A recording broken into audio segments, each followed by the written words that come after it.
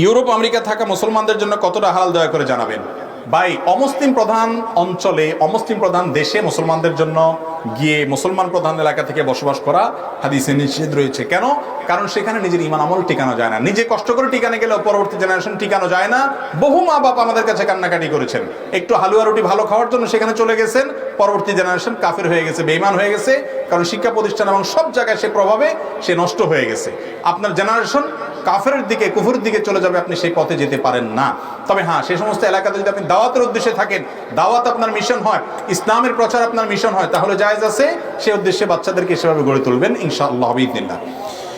সিজদা অথবা রুকুতে থাকা অবস্থায় কল আসলে মোবাইল সাইলেন্ট করতে পারবো কিনা? কল যদি এসে যায়, আপনি যদি খুব আলতোভাবে যদি মোবাইলটা একটু টিপ দিয়ে সাইলেন্ট করে ফেলতে পারেন অথবা কেটে দিতে পারেন, এটুকু জায়েজ আছে।